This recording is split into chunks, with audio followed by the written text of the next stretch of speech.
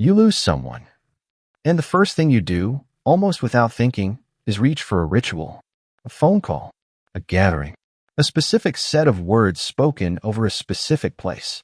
You assume this is instinct. You assume humans have always known what to do with their dead. But for most of human history, there was no ritual waiting for you. There was no ceremony. There was no grave. So what did your ancestors actually do? The answer is stranger, older, and far more physical than you think. Start with a simple fact. Death does not leave a fossil record the way bones do. A skeleton can survive for 100,000 years. Funeral cannot. So when scientists try to reconstruct how early humans handled their dead, they are not reading a diary. They are reading a crime scene. Every scratch on a bone. Every strange pile of stones. Every skeleton found curled in an unnatural position, deep inside a cave no living person would wander into by accident. These are the only clues that survive. And the clues do not point to what you'd expect. Go back 2 million years. Early hominins like Homo erectus almost certainly did nothing with their dead. A body fell where it fell. It was eaten by scavengers, scattered by rivers, or simply left to rot in the open, exactly like the body of any other animal. There was no separation yet between the dead and the discarded. Death was not a category. It was just an ending. Now something changes. Slowly, unevenly, without a single dramatic turning point.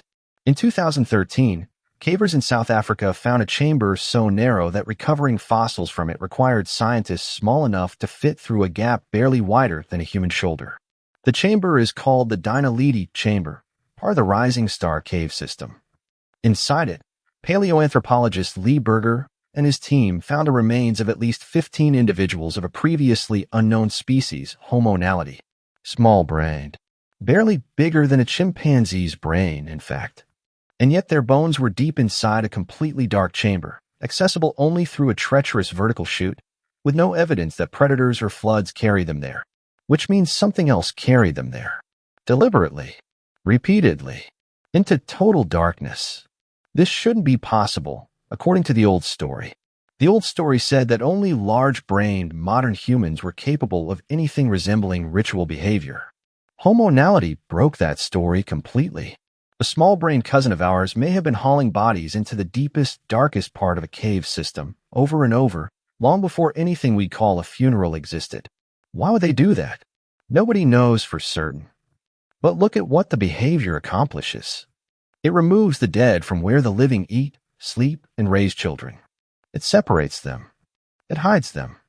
And hiding a body on purpose, in a specific place again and again, is the very first fingerprint of something we'd recognize today. Not mourning exactly. Not yet. But intention. A dead body was starting to mean something different than a dead animal. Move forward again, past Homo naledi, into the world of the Neanderthals. In 1957 and 1960, archaeologist Ralph Seletsky excavated Shanidar cave in northern Iraq and uncovered several Neanderthal skeletons, one of which became famous almost overnight. Around the body, soil samples revealed unusually high concentrations of pollen from multiple flowering plants.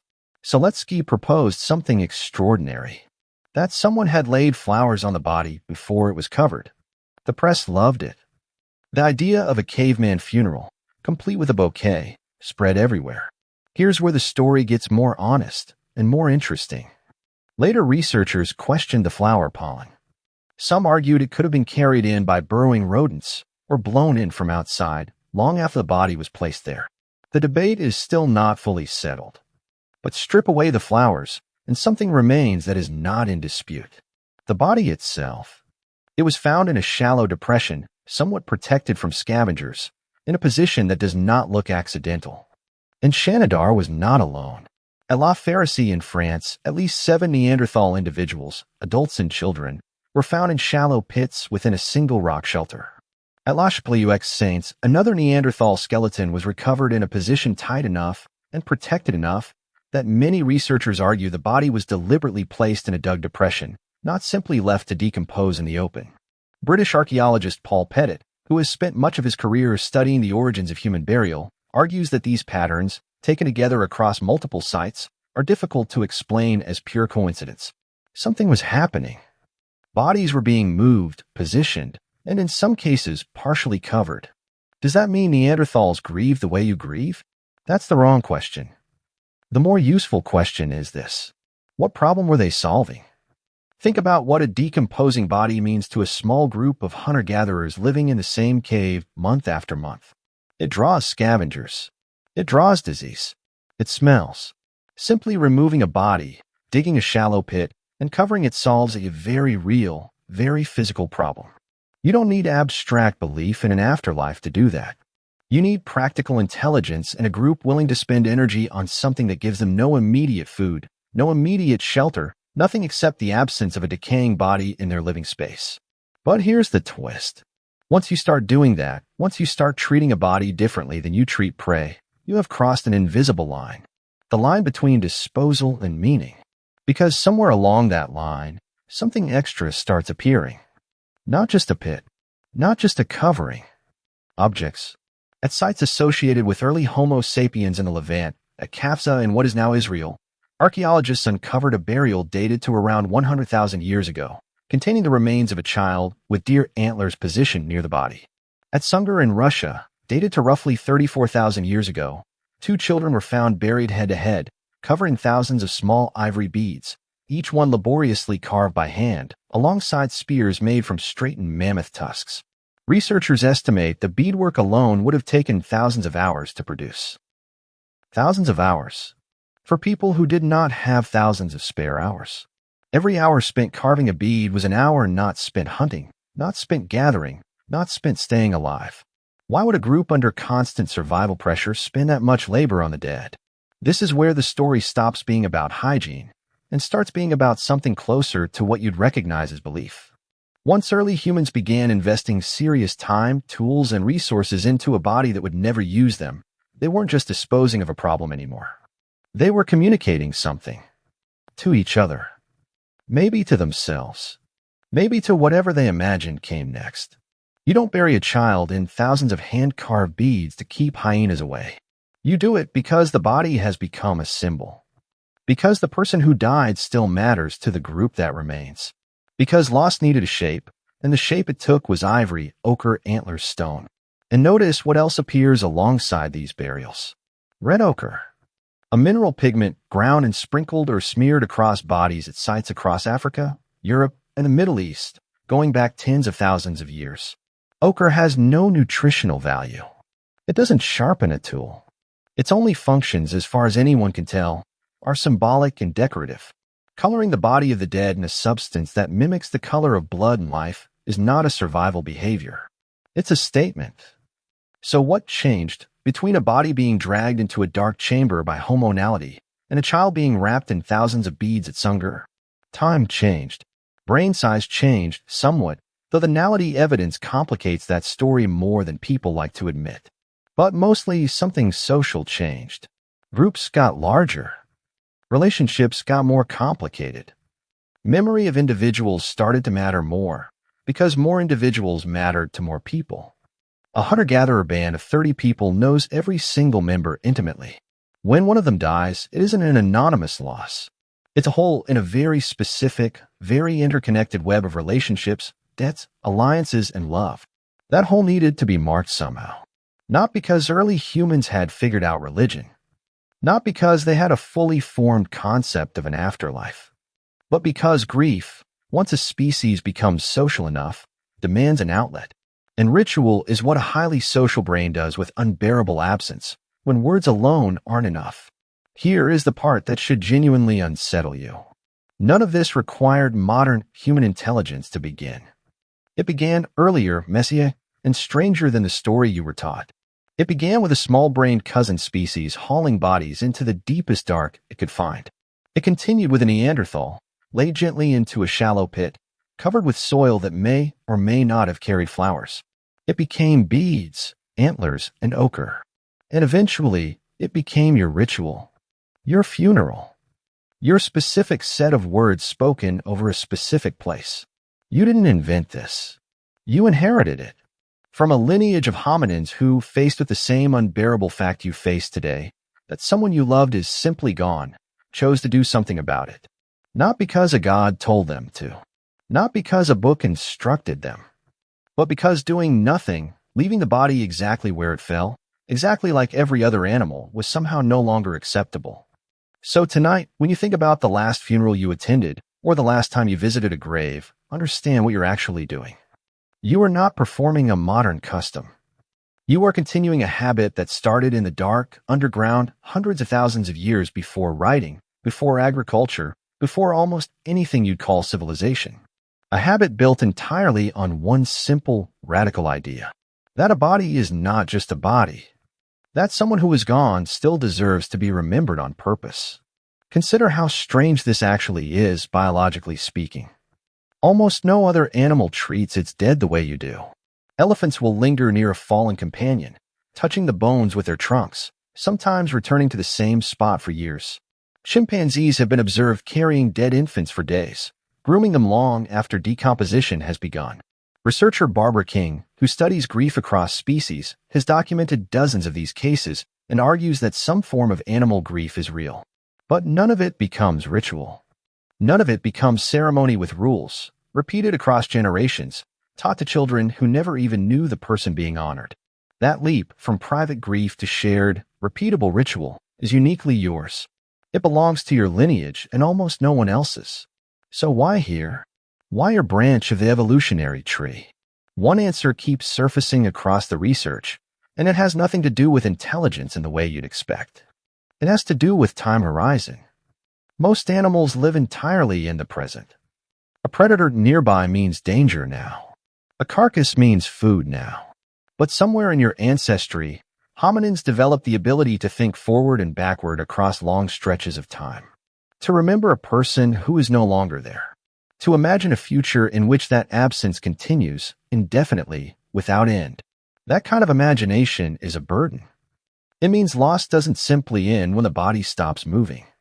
It continues privately inside your head for years, and a mind capable of carrying grief that long needed somewhere to put it. Ritual became the container. Look again at Sunghir because the detail is worth sitting with. The two children buried there, likely a boy around 12 or 13 and a girl around 9 or 10, were covered head to head in more than 10,000 ivory beads combined. Archaeologist Randall White, who has studied the site extensively, has estimated that producing that many beads by hand, using stone tools on mammoth ivory, would have required an almost unimaginable number of hours of skilled labor, likely spread across the efforts of many people over a long period. This wasn't something one grieving parent did alone in a single night. It was a project. A community project aimed entirely at two children who could no longer benefit from any of it. That is the part your modern brain struggles to fully absorb. The beads gave the children nothing. They couldn't wear them. They couldn't feel the weight of the ivory against their skin, or admire the craftsmanship, or thank anyone for the effort. The entire staggering investment of labor was for the living. For the people left standing at the edge of that grave, watching it get covered. This is the moment ritual reveals its real function. It was never really about the dead at all. It was about giving the living something to do with an emotion that has no natural outlet. Grief, left completely unshaped, tends to fracture a group. People withdraw. People blame each other or blame the world or simply stop functioning for a while. A shared ritual gives everyone the same task, the same movements, the same words, at the same time. It turns a private wound into a coordinated act. And coordinated acts are something small, tight-knit human groups have always been extremely good at. There's a reason funerals still work this way today.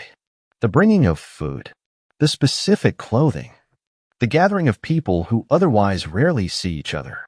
None of it is arbitrary. All of it descends from the same ancient logic. Give grief a shape, and it becomes survivable, not just for the individual, but for the entire group. Now push the timeline even further, and look at what happens once ritual becomes fully established, tens of thousands of years later. By the time you reach sites like Lake Mungo in Australia, dated to around 40,000 years ago, you find not just burial, but cremation. A body, deliberately burned, then the remains gathered and reburied, covered again in red ochre. That is not a simple act of disposal. That is a multi-step ceremony, requiring planning, fire management, and a shared understanding among the group of exactly what steps needed to happen and in what order. A ceremony like that doesn't appear out of nowhere. It requires cultural transmission. Someone had to teach someone else. Which means by this point, death rituals were no longer being reinvented individually, generation after generation. They were being passed down, taught, refined. Which means in a very real sense, they had become tradition, in exactly the sense you'd use that word today. So trace the whole arc, start to finish. A small-brain hominin, hundreds of thousands of years before anything you'd call modern, dragging bodies into the deepest, darkest chamber it could find, for reasons that still aren't fully understood. A Neanderthal later, laid into a shallow pit, perhaps with flowers, perhaps without, but almost certainly with intention. Early Homo sapiens, draping bodies in ochre, tucking antlers beside a child's remains. Then Sunghir, with its 10,000 beads and its unimaginable hours of communal labor. Then Lake Mungo, with fire and ceremony and steps that had to be taught, not invented on the spot. Every single stage of that arc is doing the same underlying work, even as the details change completely. Separating the dead from the living, marking the moment as different from an ordinary death, the kind that happens to prey animals and forgotten insects. Giving the people left behind something coordinated to do with a feeling that would otherwise have nowhere to go. And here is what makes this history worth carrying with you. None of it was handed down by instruction. No one wrote a manual. No council of elders sat down 200,000 years ago and designed a system for processing loss. It emerged the way most deeply human things emerge, slowly, through trial, through repetition, through small groups, quietly discovering that doing something with a body felt better and worked better for everyone still breathing than doing nothing at all. Think about what that means for you specifically the next time grief catches you off guard. You are not malfunctioning when a ritual feels necessary. You are not being irrational when you need a specific place to stand, a specific set of words, a specific gathering of people who all show up on the same day. That need is not a modern invention layered on top of raw biology. It is the biology.